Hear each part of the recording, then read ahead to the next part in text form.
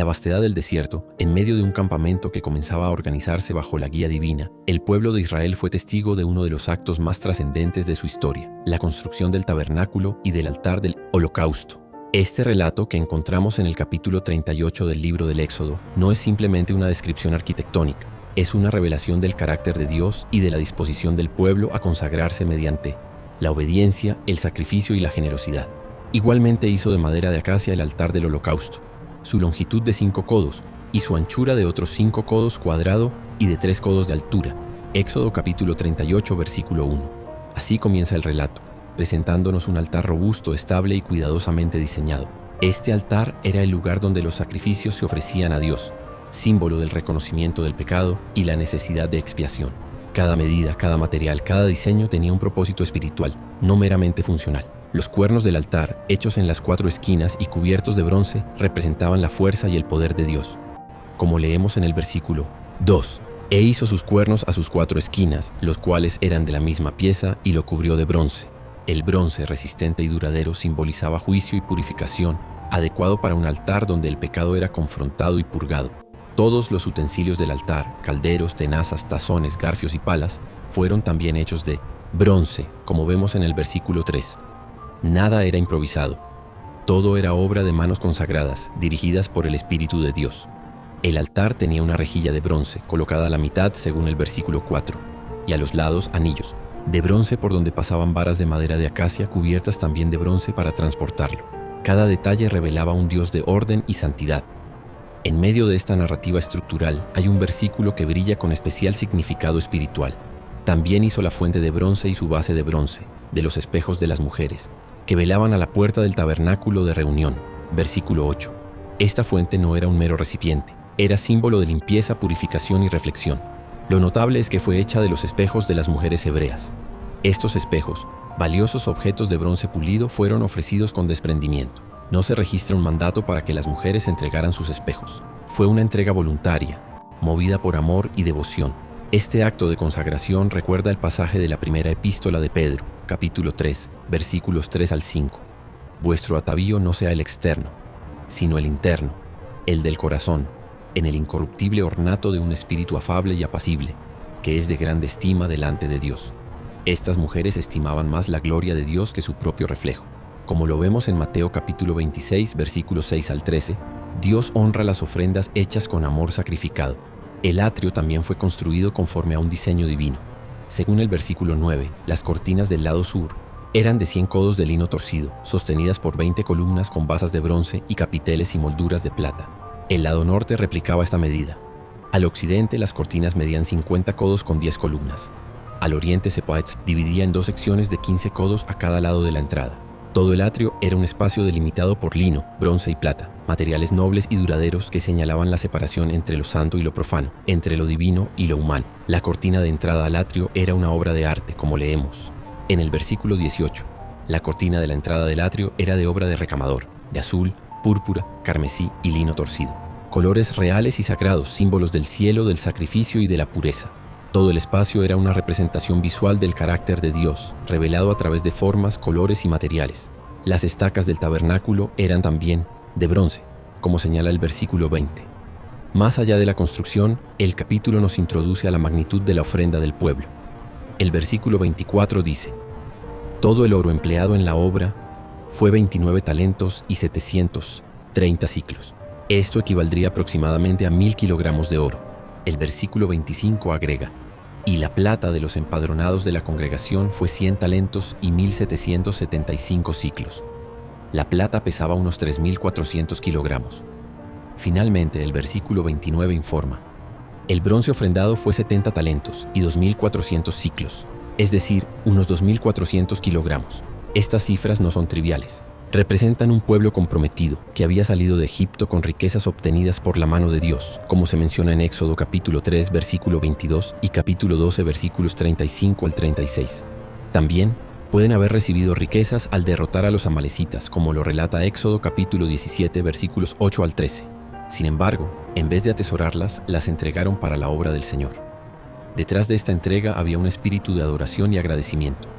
Como lo expresa el Salmo 105, versículo 37. Los sacó con plata y oro. y no hubo en sus tribus enfermo. Este acto generoso era un testimonio del cambio de corazón de un pueblo que aprendía a confiar en la presencia de Dios.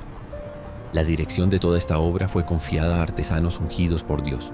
Y Bezaleel, hijo de Uri, hijo de Hur, de la tribu de Judá, hizo todas las cosas que Jehová mandó a Moisés. Versículo 22.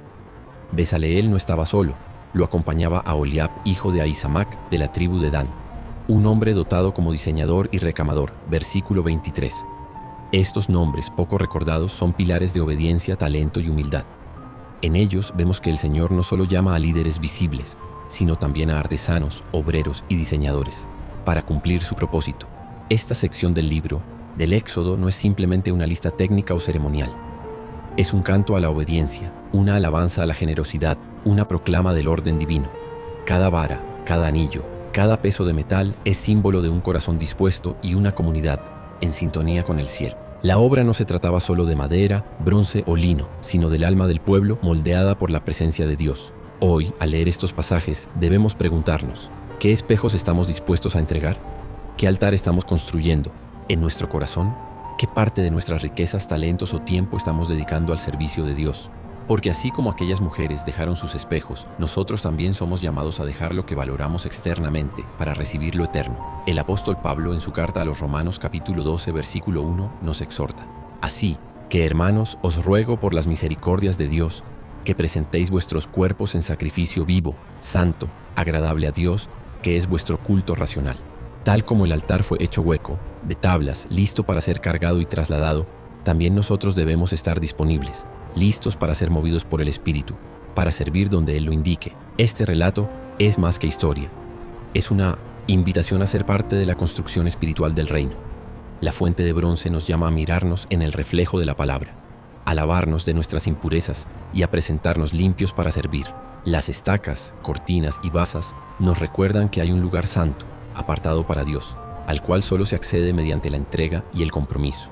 Que hoy, al meditar en el capítulo 38 del libro de Éxodo, podamos unirnos al espíritu de aquel pueblo, un pueblo peregrino pero consagrado, un pueblo redimido pero generoso, un pueblo libre pero obediente. Como leemos en el versículo 21, estas eran las cuentas del tabernáculo, por obra de los levitas bajo la dirección de Itamar, hijo del sacerdote Aarón. Todo estaba registrado, todo tenía un propósito, y así también cada obra nuestra, cada oración, cada servicio, cada ofrenda, cada acto de amor, es registrado ante el trono celestial, porque nuestro Dios es un Dios de memoria, de propósito y de promesas. A Él sea toda la gloria. Amén. Amado hermano, hermana, que has llegado hasta este punto del mensaje, quiero hablarte al corazón. El relato del altar, la fuente y el atrio no es solo una historia antigua, es un llamado vivo, directo desde el cielo, a tu alma. Dios no busca oro, plata o bronce. Él busca tu vida, tu entrega, tu corazón dispuesto, como aquellos que sin obligación ofrecieron sus tesoros más íntimos, sus espejos, sus talentos, sus recursos, por amor a aquel que los había libertado. Hoy el Señor te dice: ¿estás dispuesto a entregarme lo que más valoras para que yo te dé lo que más necesitas? Él no rechaza al que viene a Él. Como aquellos que ofrendaron con gozo, tú también puedes poner tu vida entera en las manos del Maestro artesano, quien hará de ti una obra hermosa, útil y eterna. No importa cuán quebrado estés, cuán impuro te sientas, cuán lejos hayas caminado. Hoy la fuente de bronce aún refleja la verdad. Cristo te limpia. El altar aún arde con el fuego del perdón y el atrio aún está abierto para ti.